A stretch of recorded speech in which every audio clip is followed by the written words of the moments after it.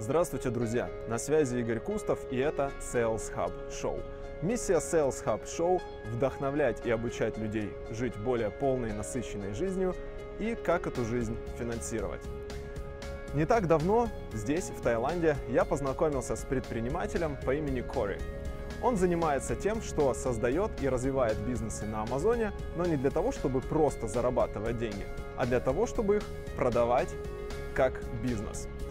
И за последние 2 или 2,5 года Кори успел продать 2 бизнеса общей стоимостью $365 тысяч. И сейчас он уже работает над 3-м бизнесом. Не так давно я взял интервью у Кори, где расспросил у него некоторые подробности, и в этом эпизоде предлагаю вам насладиться этим интервью. Что ж, поехали. Hi, Corey. Hey, how you doing? Yeah, doing good, and you? Excellent, man. Thanks for having me. Thanks for coming. Of course, anytime. Yeah, so let's get down to business at once, if you don't mind. Yeah, absolutely. Let's get into it. Okay, so we met here with you in Chiang Mai, and for everybody who's listening, the Corey is a Amazon business guy. He sold 2 businesses, as far as I know, Yep, on I Amazon. sold 2, and my 3rd brand started selling in January. Oh, that's nice. Cool. So, and I know that, so why did you choose the Chiang Mai to stay here? Well, I was actually living in Moscow for about 7 months before I came here, and I took December off, so I didn't work in December. And me and my buddies, we traveled around Southeast Asia, like many other people do. Yeah. And in Chiang Mai, I met a lot of people who were doing similar e-commerce type work, or general internet marketing type work, or just something digitally. And met quite a good group of people and some really skilled guys. So I ended up staying here, and we all worked together, actually. So it's been a pretty good experience. Yeah, that's why I like Chiang Mai too. The community is Yeah, really absolutely. Yeah, nice. it's weird how that works out sometimes. But I knew about Chiang Mai actually before coming here, but it was better than I expected when I arrived. So Cool. yeah, I'll definitely stick around for 6 months to 1 year, maybe longer. We'll see. Yeah, nice. And you told me that you have been in Ukraine, right? I did, yeah. I was in Ukraine in March of 2013, and there was so much snow. There was like record-breaking snow in Kiev.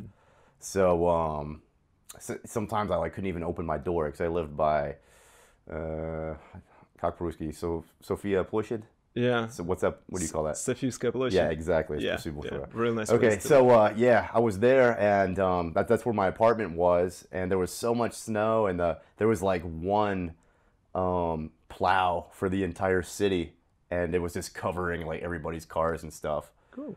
So we went snowboarding down the was it Alexander? The road that you take down from Sofia to the bottom of the hill.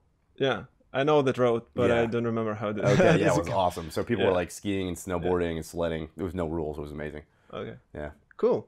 Okay, I know that you wanted to make this like short as possible to like pump it up with useful information. Yeah, So for let's sure. go straight to Amazon. Let's do it. Okay. So what I want to start is from your current businesses. Can you tell how many Amazon businesses you have right now, and how many products you have? Okay. I've had 3 in my life. 2 of which I sold last year. About about 7 months ago now. I finished up everything. So my new brand, my 3rd brand, I've been selling since January 1st, and within 30 days we were already at 30K in revenue, and I think now we're at 34K in revenue. Wow, that's nice. So yeah, it was a pretty fast build, and I'm going to keep up that pace. Just going to keep reinvesting in the business, buying more inventory, and spending more on marketing and the website. Can you tell about your margins? What do you have? Yeah, margins are about 40% right now. Nice. Yeah, That's I could probably do a little bit better if I started doing sea shipments and stuff like that. But right now, just to keep the cash coming in and going out, I'm doing air. Cool. Okay. Can you give some tips for our listeners what to focus on when picking a new product? For sure. If you are new in the e-commerce world, I would go with something that is a lower search volume. It's going to be easier and more cost effective for you to break into. So that's definitely something I would do if you're new. Look for lower search volume things, and get going with multiple products, and make sure you have a killer website and a plan to move off Amazon. That's something I really want to focus on. Actually, is your business is not Amazon. All right, that's just a channel that you're selling. So you want to do email collection. Because that email list, that's your customer base. You know what I mean? That's the people that really matter, the people you want to keep entertained and keep them coming back to you. Yeah. So that's one thing in my theory of brand building, and the second thing would be off channel traffic, like just having it doesn't matter if you build on. I mean, pretty much everybody's using Shopify now, so Shopify is an awesome platform for e-commerce. I'm actually using WordPress site right now, but I might switch over at some point. Okay, but it's for right. For you advise to do it for beginners. But what do you focus on, like when you're launching your products? Cool. Obviously, so absolutely, we just launch on Amazon. That's our launch pad. You know what I mean? Yeah. So it's just so easy to get your listing set up and started, and the traffic is already there. Of course. People who are on Amazon are buyers. It's buyer traffic. So that's why it's the easiest to break into. Okay. And that's the first thing. That's your step one. Okay. Before you even start thinking about the other stuff, definitely get to like 20, 30K in revenue on Amazon before you go any step further. Just my opinion. Okay. How do you pick those products with this kind of potential, like 30, 40Ks to make an Amazon? Yeah. So everybody's going to have a different, growth rate, but the more money you can spend on inventory and marketing, that's what's going to shoot you to the top faster. Okay. Yeah. How much did you invest in your current product, like at the very beginning? Can you share this information? Yeah, I'm actually working with a pretty high cost product right now. So I pay about between $18 and $20 per unit. Okay. Yeah. So that's what I'm doing right now. I'm focused on stuff like that. Okay. So your first inventory was like, how much did you spend on your first inventory? About 27K. 20, Yeah. Okay. Yeah. So the general advice would be like, if you're not ready to spend 20, like 30K on absolutely. inventory, I mean, like, when I sold my first two businesses, I took a chunk of that change and invested into a third company. But our listeners, like, yeah, you don't need to worry about anything like that yet if you're just getting started. You can. There's plenty of products out there you can find for $350 a piece. Yeah, we're talking US dollars, by the way. Of course. Yeah. Okay, cool. Can you describe your strategy of launching products? How do you launch new products? Yeah, so I pick my product, and I have a huge attention to detail in branding. So I focus on making the best product possible. Again, this is just what I do. I'm not saying it's what everybody wants to do. Sure. But I focus on, the best branding, the best brand story, the best website I can build, and the best product made out of the best materials. So I try to be that premium product and sell for a little bit more money than the competition would. So I really that's how I choose to set myself apart. Okay. And when we were talking with you earlier, you told me when you want to rank your product higher, you just lower your price for a little bit. Like, that's really going to dictate on the product you go with. Okay. Can you tell more about it? About this kind of strategy. When you initially have a new product and you don't have that many reviews yet, I generally find it good to keep your price a little bit lower than your final price you want to achieve, and just drive traffic to that. So you'll have a really high conversion rate. But again, your detail page needs to be the best. Like, I mean, your sales copy elements need to be in there. Your title, your pictures, everything needs to be the best. So that with that aspect with a low price, maybe it's a very low price, maybe you're just selling at cost, and the effect of driving traffic to that's generally going to leave you with a pretty high conversion rate. Okay, so that's now when the customers buy that, they're going right into your email system, so you can start collecting those reviews from them. Okay. So And hopefully their email too, if you, depending on what Okay. route you took. so what you're saying, you're not driving traffic only within Amazon PPC, you're driving traffic with the other channels either, right? Google. If you have a low, if you have a low competition product, like maybe you'll be able to do all that with some sort of sponsored ads. Okay. But in many cases, you know, you might want to drive some traffic from Facebook or Google. And if you want to do it that way, you can even offer like a coupon code, for example. Yeah. And then send that, have them enter their email, and then send that coupon to their email. So that way you have their email and you turn them into a customer. Yeah, that Hopefully. sounds smart. Yeah. Yeah. Cool. Okay. Have you ever sold any volumetric or heavy products? So I think you're talking about oversized, oversized products. I've products. sold one before. I Okay. had one product that was oversized at Yeah. one point in my life. Yeah. Okay, can you like share any experience what to focus on when you're selling these kind of products? Is there any So hints or I'm tricks? pretty sure that when you first start selling an oversized product, you can only have 500 at one time. Okay, yeah, correct. So you're not going to be able to hold more than 500 at the Amazon warehouse, right? Yeah. So you're either going to want to order only 500, or you're going to want to order more, be more aggressive on your inventory, and hold the other ones elsewhere. Maybe Yeah. at a holding warehouse or something like that in California, that you pay monthly until you start moving that volume. Eventually, you're going to be allowed to hold more. Okay. Once Amazon sees you actually have the ability to sell stuff, then they're going to give you more leeway with that. They're going to give you a higher allowance of inventory. So yeah, obviously for all my one oversized product I just talked about, I was doing that by sea. I was shipping by sea. Okay. Right. And where have you been storing the like over 500 units? No, actually, And I had that product in 2013, Okay. so I would only order 500 at a time okay. until I was able to have more. Okay, cool. But everything else is the same like with regular products, right? Or What do you mean? something like, is there any difference between selling volumetric products and regular products? No, not no, same deal. oversized? You just have to give yourself, if you're going to do sea shipping, you need to give yourself more time. Yeah. You have to, be able to predict your inventory better, So yeah, definitely. Be aggressive on the inventory if you can afford to do it. Yeah. But this is a pretty important fact too for people who are starting out. Make sure when you ship the products to the US that you're within compliance and you don't get hit with any surprise taxes. You don't get hit with any surprise like something, not being approved by the FDA. Yeah. And also you want to make sure that you're not bringing some hazmat into the Amazon warehouses too.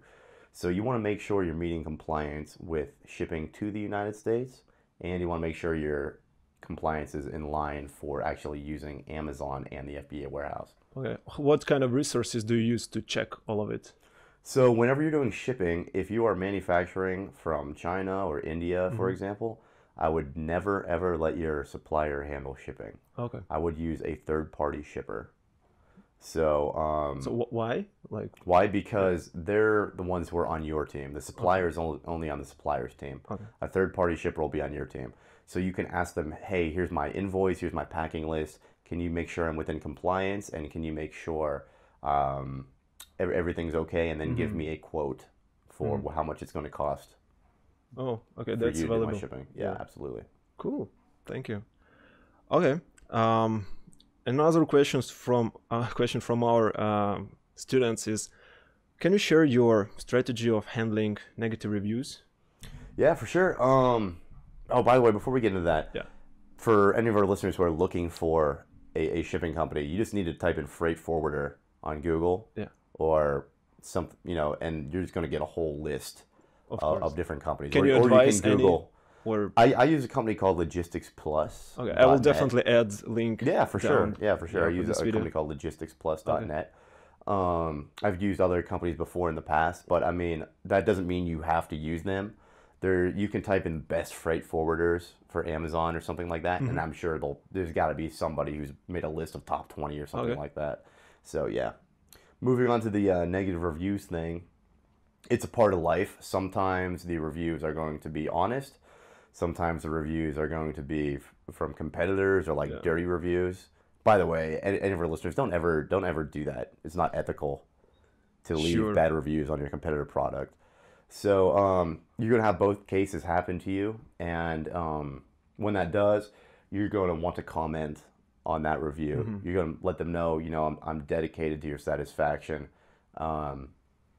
Maybe this is why you're upset, and I know we can resolve this situation together if you contact me. Here's how you do it. So write them a little letter, maybe 3 paragraphs or so, Okay. and at a minimum. I mean, some people have templates already set up, but you can just comment on the negative review. Let them know what went wrong and that you're interested in fixing it. So wherever So- you have negative review, you just add comment on the bottom of it Yep. and just okay, I want to make it Yeah, the best for you, right? yeah. Do everything you can to fix the customer's situation. Okay, that's cool. Thanks.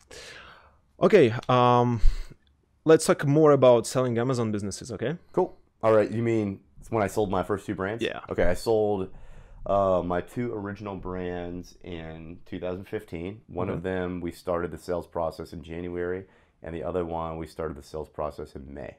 Okay. Whoa. And okay. One of those businesses I had a partner on too. At what point you realized that you want to sell it? Like when did you make this decision? Okay. So one of my businesses, the one I had a partner with, we both wanted to move into different things with our lives, and the business was where it was at. It was kind of stagnant for a while, so we just decided it was the best decision to go ahead and sell that. Okay. And we both took 50% of the earnings on that sale. The other one, that was an interesting situation because I just found somebody who really wanted to buy the company. They're really great people, by the way. I got really lucky with my buyers. And they wanted to buy that company, and they offered me a price for a company that was just pretty much a year old. So I couldn't say no to that, and Cool.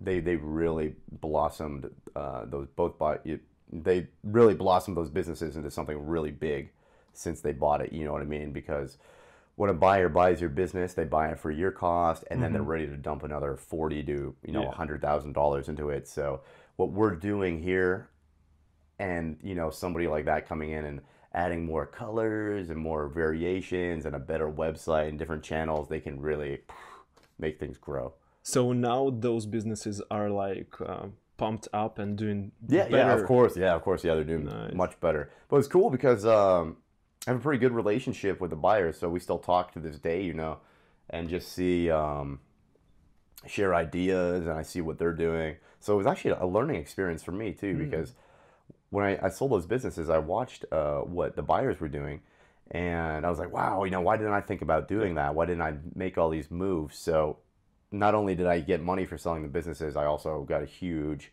learning experience that I'm still getting, and I'm applying it to my new brand. Wow, So that's nice. Yeah, turned out pretty good. Cool. Can you share what resources did you use to sell your businesses? Cool. So I sold both of my businesses through websiteclosers.com. Okay. My broker's name is Greer. Mm-hmm. And actually, one of my other buddies just sold his business, and he used a company called Empire Flippers. Cool. So yeah, I mean, I had a really great experience with my broker. I mean, they sold both businesses within 2 months. Whoa. So your broker is pretty really nice. They were fast. Yeah, they got a whole list of vetted buyers and stuff like that.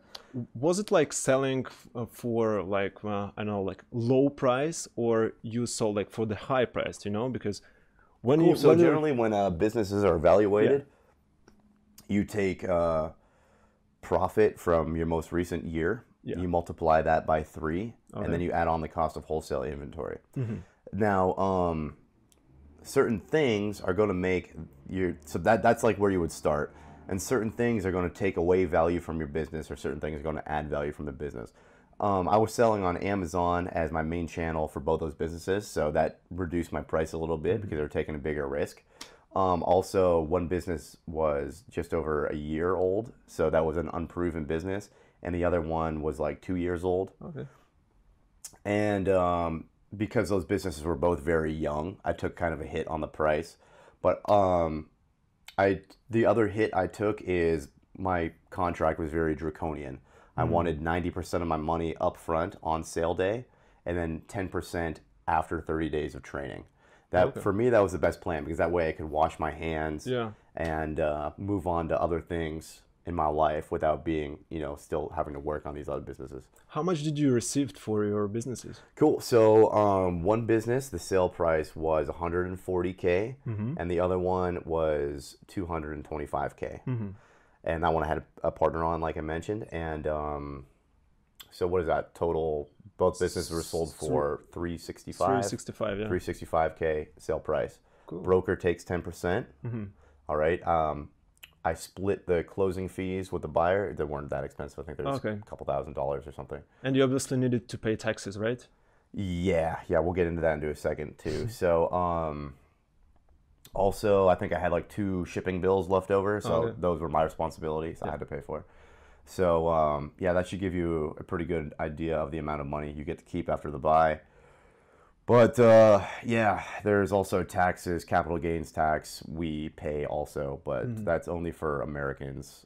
Okay. So everybody, from every country has a different tax structure, but for Americans, it's pretty hardcore taxes we have to pay. So Okay. yeah, Okay. I don't have those numbers for you yet because it's not tax season yet. I mean, I have a got it. pretty good idea, I have an estimate, but I just talked to my CPA, but it's still early. It's the beginning of March, so Yeah. we didn't start the process of finding out what I owe in taxes yet. But I have a pretty good ballpark estimate. But it's soon, right? It's Yeah, going to be soon. capital gains by itself is generally 15%, Okay. and then there's some other revenue I'm gonna have to pay taxes on too. So Okay, got it. Cool. How much revenue the businesses were generating before selling? cool. So one business, my first business, I would like to call it my learning business. That one was steady at like 20K in revenue. In revenue, okay. The other business, my second business, that was always between 25K in revenue and 65K in revenue, How many depending on products? season. How many products in each? Okay, so my learning business, my first business, I had 4 products, 2 of which were moving heavy volume, Okay. if you will, if you want to consider that heavy. And my other business had 3 products, and really one of those was doing the heavy moving.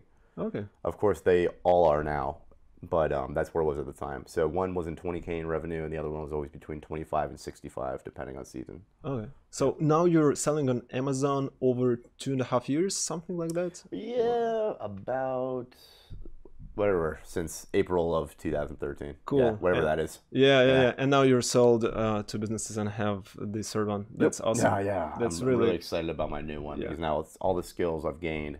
Even though I gained these skills a little bit slower than many people, I'm excited for this third business. Yeah. Yeah. So this is a success story. Do you have failures? Yeah, for sure. Yeah, I lost so much money in 2013 from silly mistakes, and I also really didn't have any mentors or anything like that either. Like everybody has now, which is great because that gives you a shortcut.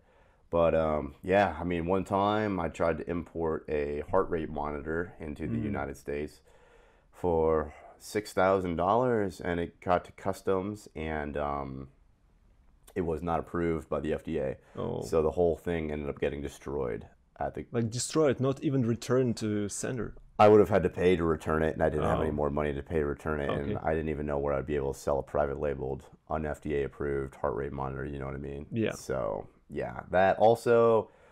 I was selling a product that had a design patent on it. Of course, the factory didn't tell me that. Because remember, these factories, some factories are pretty shady and they're just on their own Yeah. team. So those were 2 big money failures on my part. The $6,000 order of the heart rate monitors, and then another one was actually a fire starter that was had a design patent on it. So those were two big losses. You know what I mean? How do you check on those patents right now if the product has a patent or not? Right. Well, now the first thing you're going to do is ask your supplier, but you're not going to trust their answer. Yeah. So you're going to get like all the data about the product you can. You're going to have pictures.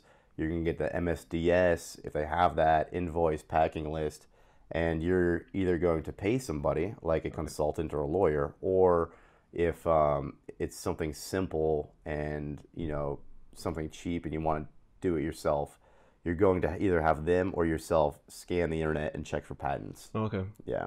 Okay. It's always better to have like a lawyer or a consultant do it. But if you're selling something like something simple like pillows, you know, obviously pillows Yeah. aren't going to be like patented or whatever, but just make sure you're not possibly infringing on anything. You can just do that research on Amazon, Google, and you can check, you know, the USPTO.